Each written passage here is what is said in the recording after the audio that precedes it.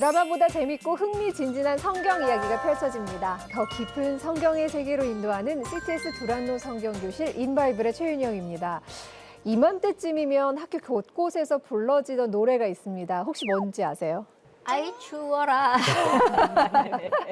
빛나는 졸업장을 다시 언니께. 이 졸업식 노래인데요.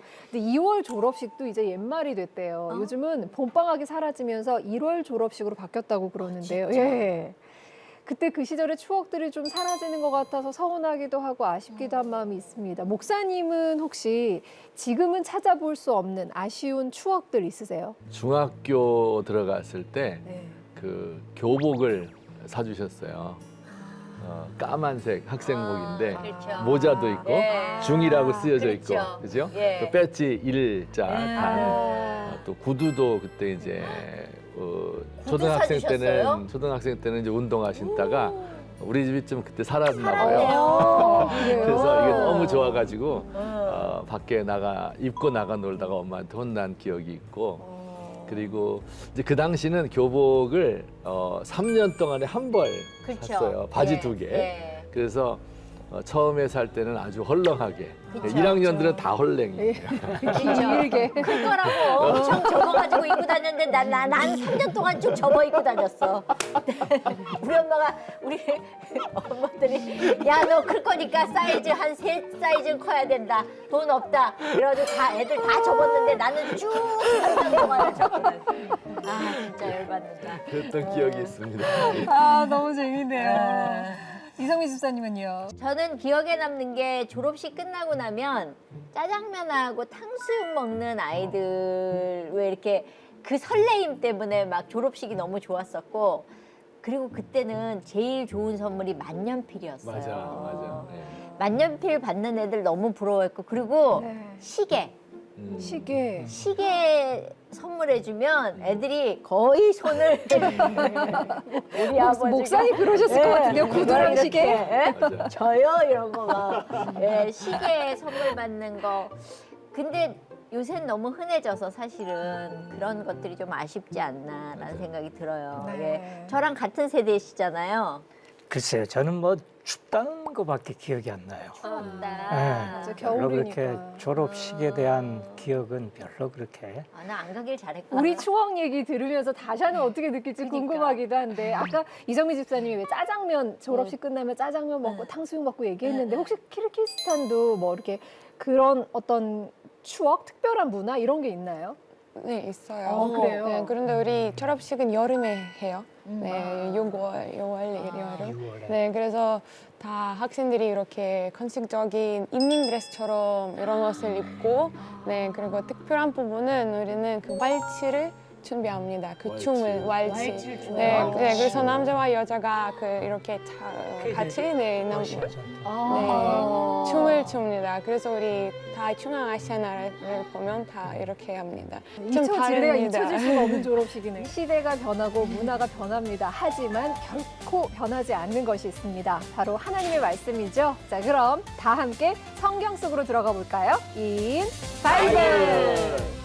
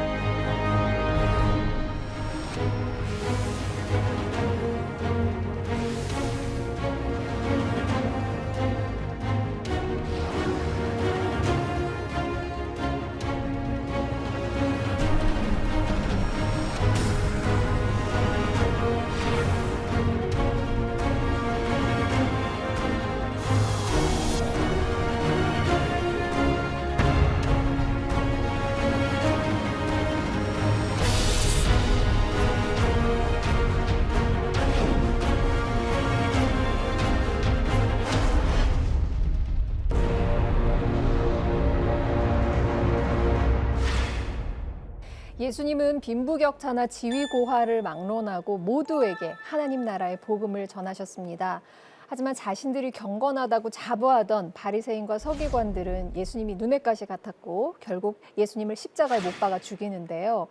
반면에 바리새인들, 서기관들을 통해서 하나님의 구원에서 제외됐다 이렇게 여겨졌었던 사람들에게 예수님의 말씀은 그야말로 진정한 굿뉴스였습니다. 오늘 이렇게 병든 자, 소외된 자를 친히 찾아가서 기적적인 치유를 행하셨던 예수님에 대해서 함께 나눠보려고 하는데요. 예수님은 가는 곳마다 병자들을 고치셨어요. 이 기적적인 치유를 통해서 뭘 보여주고 싶으셨던 걸까요?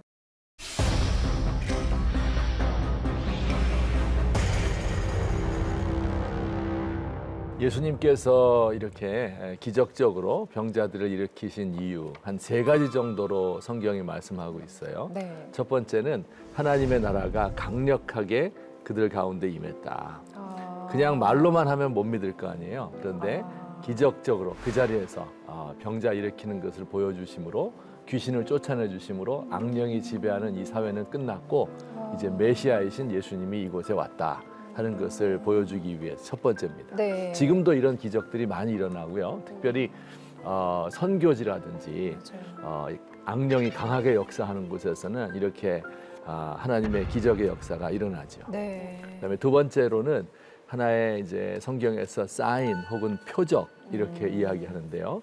그 기적이 담고 있는 상징적인 의미가 있어요. 예를 들어서 예수님이 맹인의 시각장애인의 눈을 띄워주셨다. 그 말은 영적으로 눈이 먼 사람의 눈을 열어준다. 또 죽은 나사로를 살렸다. 이것은 영원한 생명을 주신다. 이런 식으로 그 표적의 의미가 있습니다. 그리고 세 번째로는 이 몸이 아프다고 하는 것은 인간에게 이 질병이 찾아온 거잖아요. 네. 그런데 그것은 우리 신체에만 질병이 있는 것이 아니고 우리가 살고 있는 사회도 문제가 있어서 질병을 앓고 있는 것이죠. 그래서 그 사회에서 고통당하고 있는 약한 자들을 불쌍히 여기고 체휼하시고 도와주신다 하는 의미를 지니고 있습니다. 오늘 우리가 살펴볼 것은 이 세 번째 의미, 예수님께서 어떻게 사람들을 불쌍히 여겨서 치유하시고 그 사회를 고통으로부터 어떻게 건지시는가 하는 것을 함께 공부해 보고 싶습니다. 마태복음에 보면 이렇게 그 기적적인 일들이 이렇게 많이 이렇게 집약돼서 쫙 적혀 있는 것 같아요. 어떤 게 있었죠? 그렇습니다. 그러니까 이제 이 마태복음만의 특징인데요. 네. 그 예수님이 기적을 여러 군데에서 행했어요. 네. 그런데 이것을 하나로 모아 놓았습니다. 예수님이 여러 가지 말씀을 여러 군데서 증거했는데 네. 그것을 모아서 산상수훈을 만들어 놓은 것처럼 네. 마태복음이 그런 특징을 지니고 있어서 8장과 9장에는 모두 10가지의 기적적인 치유 사건이 기록되어 있습니다. 마태가 세리 출신이었으니까 뭔가 이렇게 착착착 정리하는 거를 잘했을 것 같아요. 그러니까 설교도 쫙 모아놓고 네. 기적도 모아놓고. 그렇지. 그러니까 이제 마태의 특징이기도 하고 네. 또 그 모세오경이 5개의 책으로 돼 있잖아요. 5개의 네. 두루마리로 돼 있는데 마태 보면 5개의 설교집이 있어요. 이런 식으로 이제 구약 성경을 염두에 두면서 마태복음을 마태가 꼼꼼했을 썼습니다. 테니까 맞아요. 분명히 예사롭진 않았을 거예요. 네, 네. 예. 그럼 뭐 있어요? 네. 나병 환자 고치셨다. 또 이방인 백부장의 하인을 고치시고요. 베드로 장모의 열병 고치고 바람과 바다를 잔잔하게 한 일도 있고요. 무덤 사이에 있는 귀신 들린 2사람을 고쳤고 또 중풍병자에게 내 죄 사함 받았느니라 이렇게 고쳤죠. 또 혈루증 걸린 여인의 병도 고치고 회당장의 딸을 죽었는데 살리시고 2 맹인의 눈을 뜨게 하시고 또 귀신 들려서 말 못하는 사람을 고치셨습니다. 예수님께서 산상수훈을 통해서 말씀하시고 그것을 또 행하셔서 보여주시고 이러는 거잖아요. 8, 9장에서. 그러니까는 어떻게 보면은 하나님은 우리를 불쌍히 여기사 예수님께서 그렇게 모든 일을 행하셨다 하는 그 불쌍히 여긴다는 게 우리가 생각하는 동정은 아닌 것 같아요. 우리는 동정 그러면 약간 내가 높고 그를 낮추는 생각을 하게 되는데 긍휼의 표현이 더 가깝지 않나? 그냥 그 아픔이 내 아픔으로 다가와서 내가 고통스러워하는 걸 같이 겪으면서 고쳐주는 게 아닌가라는 생각을 했거든요. 그러니까 맞습니다. 하나님의 사랑이 그대로 보여지는 게 아닌가라는 생각을 했는데 그냥 단순히 우리가 불쌍히 여기다라는 단어를 그냥 보지 말고 조금 더 깊게 보면 어떨까라는 생각이 들었거든요. 예수님이 가지고 있는 동정심과 우리가 가지고 있는 값싼 동정심과 어떤 차이가 있을까? 한 두 가지 정도 성경에서 이야기하는데요. 네. 첫 번째는 요즘 말로 말하면 진정성 있는 동정심이라고 할까요? 9장 36절 보면 무리를 보시고 불쌍히 여기셨다 이렇게 되어 있는데 여기 불쌍히 여겼다 하는 말은 그냥 단순히 아유 안 됐다 이런 뜻이 아니고요.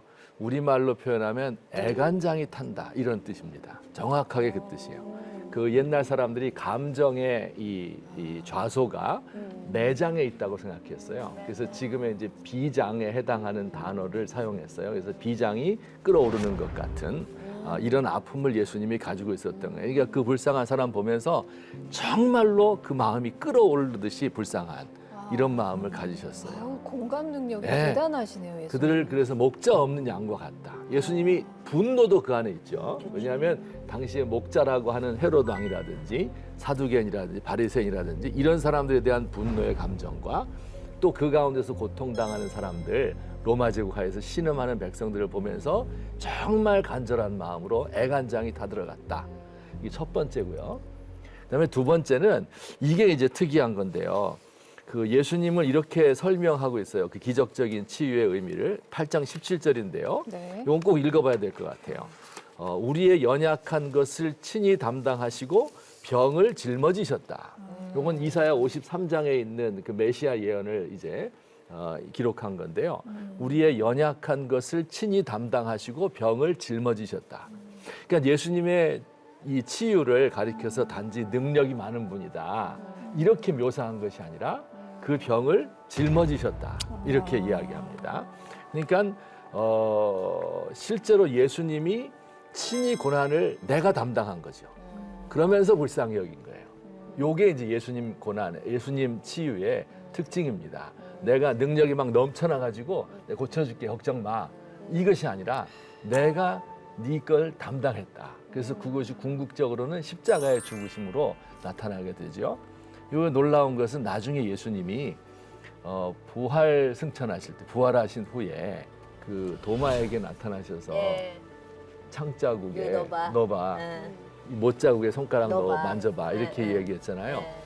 보세요. 부활하신 예수님은 완전한 예수님이잖아요. 네. 근데 그 완전한 예수님의 몸에 창자국과 아. 못자국이 남아있는 거예요.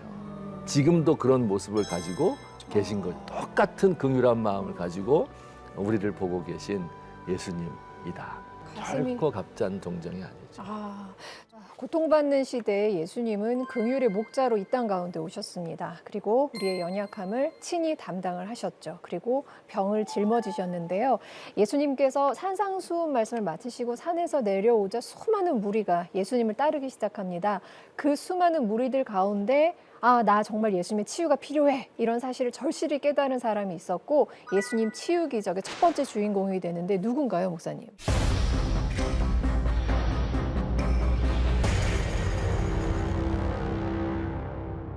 예수님께서 고쳐주신 첫 번째 질병은 마태복음 8장에 따르면 나병 환자다 이렇게 되어 있습니다. 네. 근데 이제 나병이라고 하는 것은 지금의 이제 한센병과는 좀 다른 것 같아요. 예, 그래서 여러 가지 성경의 묘사를 자세히 살펴보면 도대체 이게 무슨 질병이었는가 하는 것은 잘 알려지지 않았는데 어쨌든 피부병의 일종이고 전염력도 있고 낫지 않는 이런 질병이었습니다. 잠깐 거기서 여쭙고 싶은 게 왜냐하면 나병이라고 그러면 우리가 일반적으로 생각하면 옮는다고 생각하는데 구약에서는 제사장에게 계속 보이러 가잖아요. 네. 그 저는 궁금했던 게 나병이면 옮았을 텐데 제사장은 뭔가 막을 씌워놨나? 그러니까- 구약시대 제사장들은요, 예. 그냥 제사 드리는 역할만 한 것이 아니고 예, 뭐 의사의 역할, 다 했잖아요. 그다음에 이제 재판관의 예. 역할 이런 걸 다 감당했기 때문에 예. 나름의 전문 지식을 다 가지고 있었어요. 그러니까 이제 그 질병이 나병은? 자기에게 옮기지 네. 않도록 하는 이런 아마 장치도 가지고 있지 않았을까 이런 생각을 하게 됩니다. 네, 어쨌든 네. 이런 그 피부병 네. 의 일종이죠. 그런데 이제 이 피부병의 특징이 뭐냐면 성경에 따르면 이게 부정한 질병이래요. 그러니까 벌써 몸 아프죠. 경제적으로 어렵죠. 사회적으로 배척당하죠. 종교적으로 저주받은 것 같은 마음 가지고 있었기 때문에 3중, 4중의 아픔을 겪고 있는 사람이에요. 정말 힘든 사람입니다. 그런데 그가 예수님에게 나와왔고 예수님께서 그를 어루만지시며 고쳤다. 그에게 손을 대시며 고쳤다. 이렇게 돼 있습니다. 이게 무슨 뜻일까요? 제가 한 두 가지로 생각을 해보았는데요. 하나는 이 사람이 이제 그런 질병을 어려서부터 앓다 보니까 사람들과 접촉할 수가 없죠. 사람들이 다 돌을 던지고 침을 뱉고 재수 없다고 나가라고 하고 그렇죠. 이런 그 고통을 겪다 보니까 그의 마음이 다치고 상하고 너무 마음이 힘든 거잖아요. 살지 진짜 죽지 못해 사는 인생이었겠죠. 그렇죠. 네. 근데 예수님께서 이 사람의 질병만 낫게 해주신 것이 아니고 어루만지심으로 그 사람의 마음도 열어주신 거죠. 나중에 이제 혈루증 걸린 여인도 똑같이 저주받은 질병이거든요. 네. 근데 이 여인이 뒤에 가서 만졌잖아요. 그러니까 네. 뒤에 가서 만진 게 뭐 겸손해서 그런 게 아니라 사람들 앞에 드러나면은 재수 없다고 할까봐 뒤에 가서 만진 거예요. 근데 예수님이 이 여자를 돌아보면서 그 사람이 그렇게 많은데 누가 내 몸에 손을 대었느냐 쳐다보며 이야기하잖아요. 왜 그랬을까요? 이 여자도 그 마음이 꽉 닫혀 있는 거예요. 그런데 대중들 앞에서 자기의 신앙을 이야기함으로써 그 사회로 복귀할 수 있는 마음을 치유하시고자 하는 예수님의 뭐라 할까요? 맞춤형.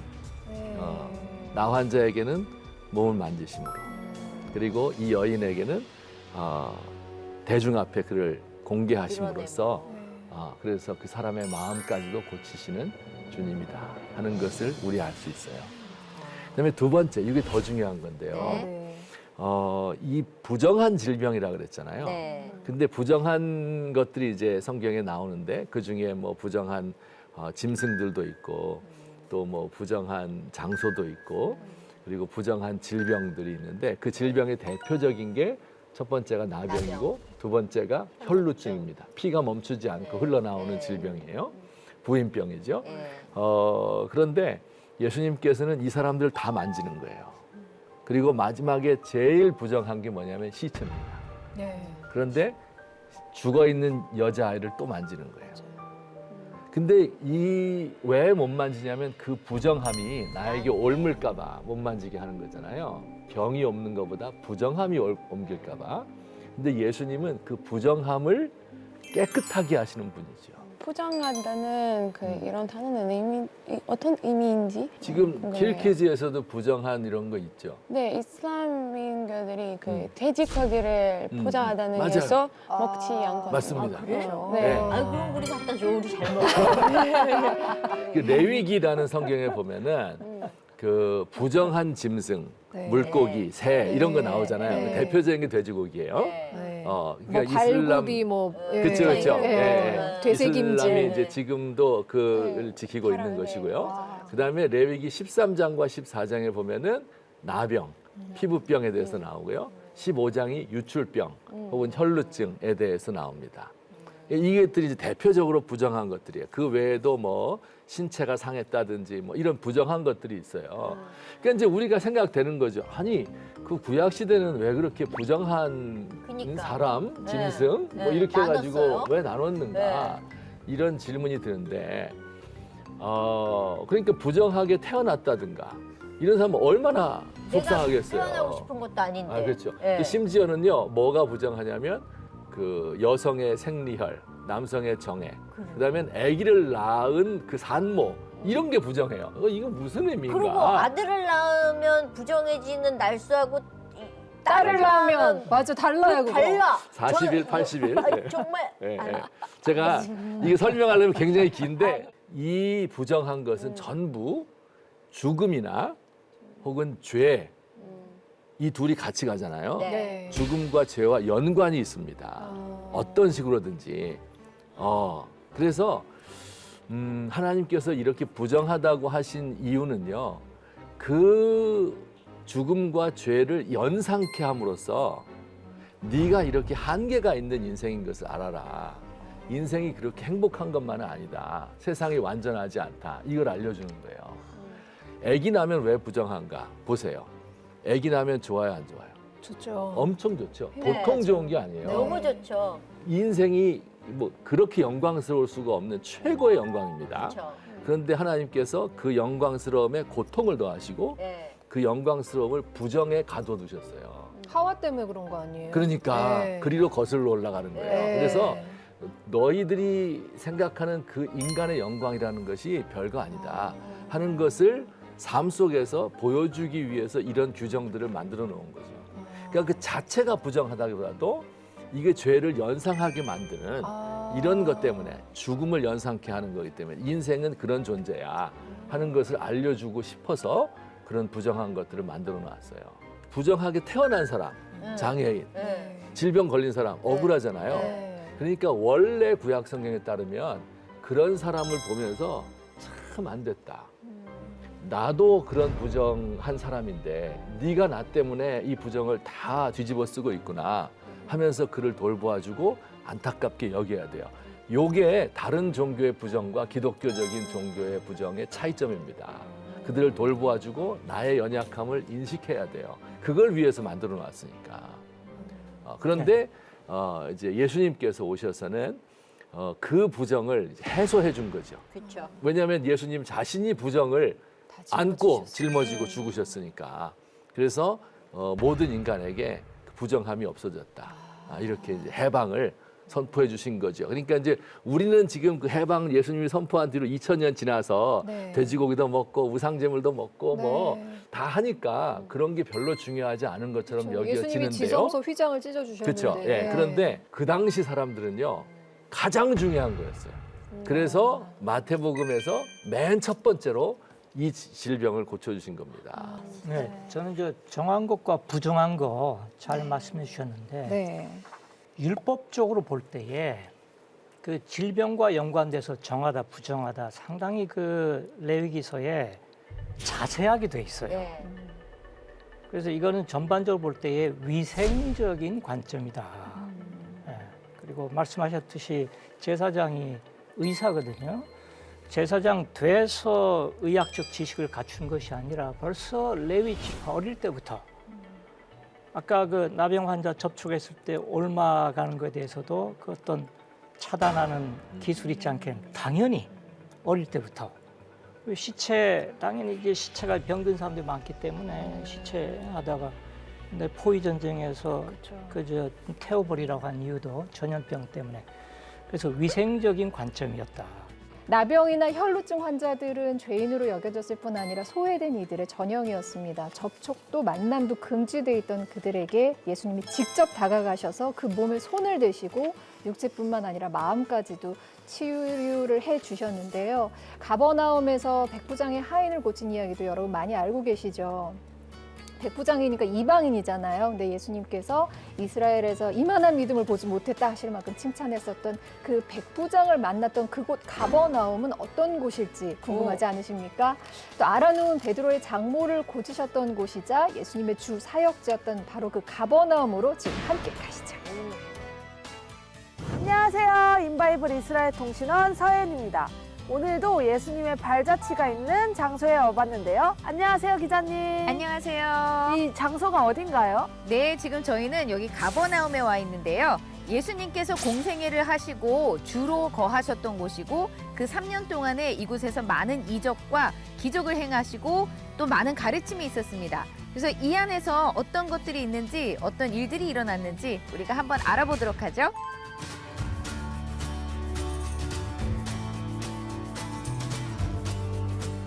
가버나움 예수님의 도시라고 써있네요.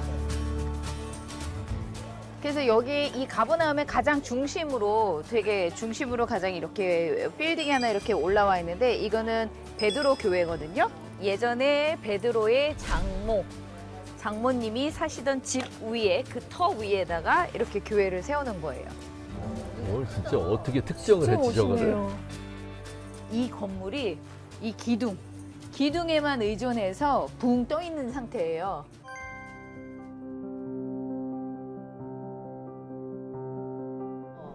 참 저런 거 잘 보존한 거 보면 대단해요.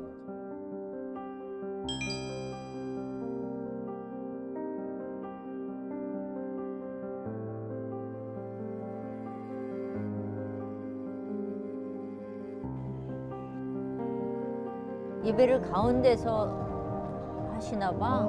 유적지를 이렇게 볼 수 있게 돼 있네요, 교회에서도. 이 베드로가 살던 그것을 기념하기 위한 기념교회를 세운 거고요. 이게 이제 마을이었을 거고 집이었을 거고 그 집터들이 있고 그 바로 옆에 모든 유대인들의 항상 생활의 중심지였던 이게 회당이 되죠.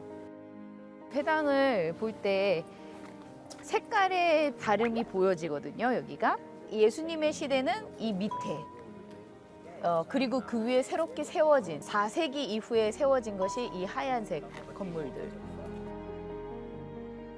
시나고그 회당을 들어가면 이게 지금 우리가 이게 들어가는 이 회당의 문은 저기가 원래 문이에요. 이쪽으로 들어오는 게 문.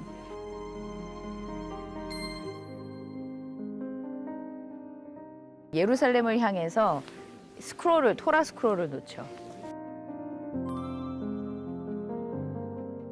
이렇게 큰 회당이 있었네요. 진짜 대도시라고 그때 말씀하셨었는데. 이방인과 여자들은 바깥들, 그리고 안에서는 남자들. 첫 번째 십자군 때에 이게 지진으로 이 마을이 무너졌다라고 추정을 하고 있거든요. 그래서 여기도 옛날 마을의 모습인가요? 네네. 여기 이제 세워진 집들이죠. 집터. 집터들이죠.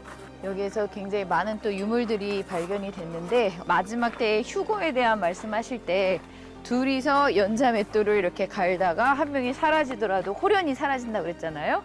저기 이렇게 보시면 나 없어지면 그런 줄 알아. 저도 같이 갈 거거든요. 거기에다가 곡식 같은 걸 집어넣고 양쪽에서 사람이 이제 막대기를 껴서 두 명이서 이걸 이렇게 돌리는 거예요. 이거는 나귀를 이용해서 이렇게 계속 이 연자 맷돌을 돌리는 동물을 이용해서 이렇게 가는 맷돌인 거고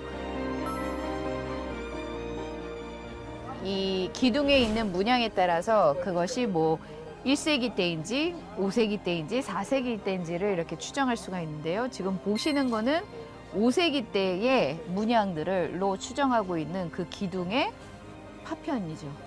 이스라엘의 문양 중에서 항상 이 다윗의 별과 그다음에 이 수콧, 초막절을 상징하는 여러 가지 열매들이 있는데요. 이스라엘을 상징하는 열매들, 유대교의 전통을 많이 볼 수 있죠.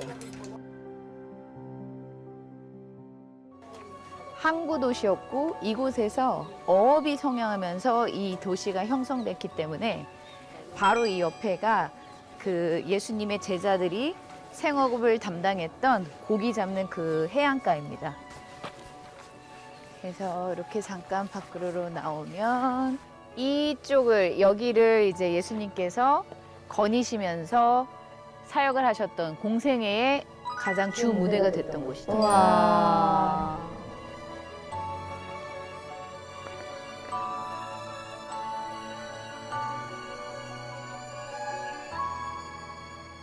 네, 오늘은 예수님께서 많은 기적과 이행을 베푸신 예수님의 마을 가버나움을 둘러보았습니다. 그러면 다음 성지 여행에서 뵐게요. 샬롬. 샬롬. 야, 너무 좋았어요. 교수님 뭐 혹시 가버나움에 대해서 더 보충 설명해 주실 부분 있을까요? 그러니까 예수님께서 저기 사셨어요. 네. 그래서 예수의 도시다 그런 제목을 나중에 붙였고요. 3년 가까이.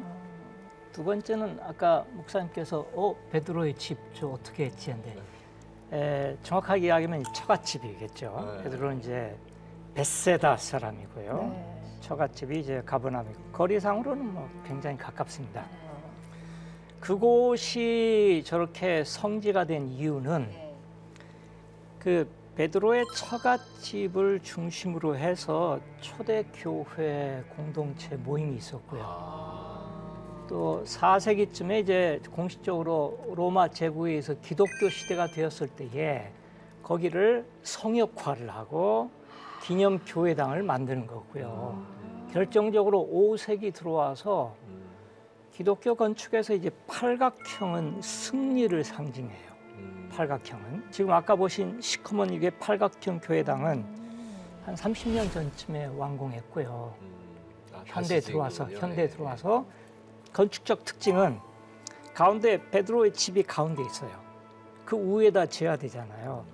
공중에 띄웠습니다. 교회당을. 8개의 기둥을 박아가지고 네. 공중에 떠 있고 안에 들어가면 가운데 유리를 통해서 베드로의 원래 집 예수님 당시에 그것을 볼 수 있도록 만들었고요. 마지막으로 회당인데 지금 이스라엘 지역에서 발견된 회당이 뭐 한 200~300군데 굉장히 뭐 많지만 규모가 가장 큰 회당이 지금 가버나움 회당이에요. 아까 보신 흰 색깔의 돌은 4세기 것이지만 밑에 이제 기초 그 지역이 이제 검은 색깔의 그 화산 지역에서 현무암들이 많고 그 요단강 그 물에 의해서 이렇게 동글동글하게 된 우리 호박돌 같은 걸로 시커먼 기초가 있는 그 회당이 예수님 당시의 회당이다. 그렇게 하더라도 굉장히 규모가 커요. 그리고 또 한 가지 가버나움 회당의 특징은 그 옆에 학교가 있었어요. 보면 이제 2개로 돼 있거든요. 그래서 회당 자체가 2층으로 된 이유가 있습니다. 남자는 아래층, 여자는 2층. 그 유대계 회당은 2층이어야 돼요. 그 대신에 2층이 그 아래층과 통하도록 디귿자 형태의 난간으로 돼 있어요. 기둥이 지금 디귿자 형태로 돼 있는 거죠. 그래서 아까 복원도 보시면은 회당 부분은 2층으로 돼 있고 옆에 학교는 1층으로 돼 있고 회당의 기능은 예배 장소, 학교, 숙박 장소, 목욕탕. 그야말로 커뮤니티 센터, 마을 회관의 역할을 했고요. 사도 바울의 선교를 보면은 항상 안식일 날 회당에 가요. 마지막으로 4세기, 5세기 때 기독교 시대인데 여기에 팔각형의 기독교 교회당이 있고 한 블락 건너서 유대인들의 회당이 있어요. 그러니까 비잔틴 기독교 시대다 하더라도 유대인들의 예배 장소인 회당이 온전하게 활동을 하고 있었다. 어느 정도 기독교인들이 유대인들을 용인해 주었다. 그렇게 볼 수 있겠습니다. 이 가버나움이라는 동네에서 예수님께서 한 백부장을 만나서 그 하인의 병을 고쳐주셨는데요.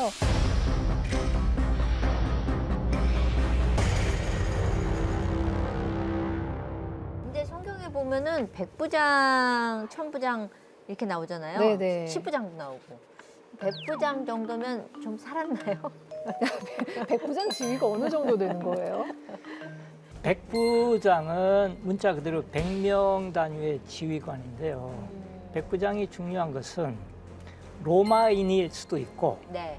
이방 지역에 로마 시민권을 받은 유대인일 수도 있어요.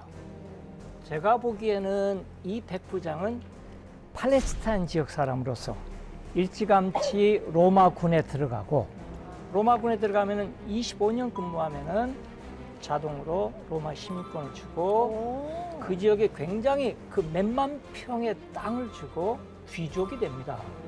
소작농들을 거느리고 지역 유지가 돼요. 정상적으로 25년 정도 사병이죠. 근데 이제 백부장은 혈통이 좀 있어야 되고요. 백부장이 중요한 것은 단순히 백인 대장이 아니라 그 지위가 마치 우리나라의 장교가 단순히 그 하급 장교가 아니라 승진을 할 수 있잖아요. 그래서 장성 별을 달게 되면은 그것이 이제 군단장쯤 되어요. 레가투스라고 했고 백인 대장. 그러니까 우리 식으로 일개 중대 정도가 가버나움에 있었는데 그 중대장에 해당되는 백부장이 아마도 유대인과 연관이 있고 본인이 유대인이 아니더라도 가족이라든지 혹은 뭐 부인이라든지 상당히 의외로 가버나움 회당에 백부장이 후원해줬다. 그렇게 볼 수가 있습니다. 그리고 무엇보다도 예수님과의 관계. 그래서 이 가버나움의 이 백부장은 정말 위대한 분이 아니었는가 그렇게 생각합니다.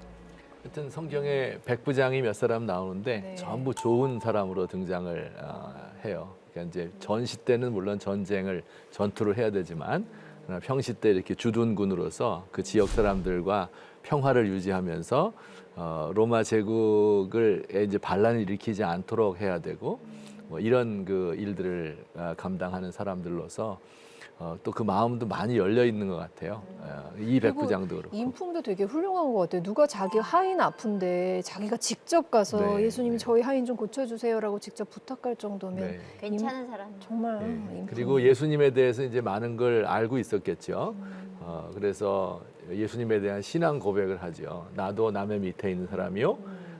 내 아래도 군사가 있는데 이더러 이것을 하라 하면 하고 저것을 하라 하면 하는데 당신이 위대한 왕 메시아인데 말 한마디로 병 고칠 수 있지 않습니까?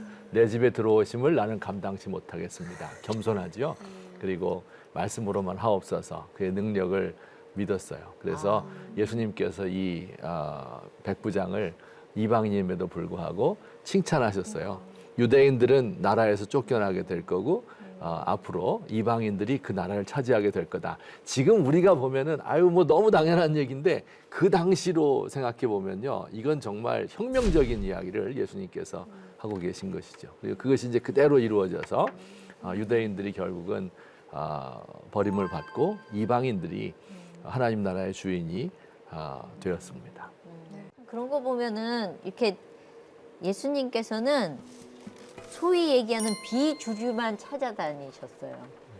그래서 좀 왜 그런 거 있잖아요. 이 세상에 희망도 기쁨도 없는 사람들, 지금도 그런 사람들에게 희망의 빛이 되어주시는 것 같아서 굉장히 반가운 예, 그런 정말 굿뉴스인 것 같아요. 네. 그러니까는 마태복음 5장의 팔복 가운데 첫째와 둘째가 마음이 심령이 가난한 자, 슬퍼하는 자 이런 사람들의 것이에요. 하나님 나라가. 물론 예수님이 뭐 차별한 것은 아니고 모두에게 다 말씀 전해줬지만 이들이 받아들인 거죠. 예, 가지고 있는 사람들은 예수님을 뭐 거부했습니다. 지금 우리도 그렇지만 다샤는 이슬람교가 80%인 지역에서 왔잖아요. 그러니까 예수님을 믿다 보니까 이 말씀이 더 되게 은혜가 될 것 같아요. 네, 솔직히 그 모든 크리스천들에게 도전이라고 생각하고 있는데 우리 마음을 항상 확인하고 이 믿음을 지키는 것이 이렇게 중요하다고 생각하고 있습니다. 그런데 심한 상황에 있을 때 이렇게 믿는 것이 훨씬 더 어렵습니다. 그리고 그 주위 사람들이 반대할 때 이렇게 쉽지 않습니다. 그래서 제가 고등학교 때 아마 중학교, 고등학교 때 제일 이런 도전이 느낀 것 같습니다. 네. 자, 가버나움은 백부장의 하인을 고친 곳이기도 하지만 또 세리 마태를 부르신 곳이기도 합니다. 마태가 세리였어요. 예수님을 만나고 나서 예수님의 제자가 되고 또 마태 복음까지 쓰기까지 어떤 일들이 있었나요?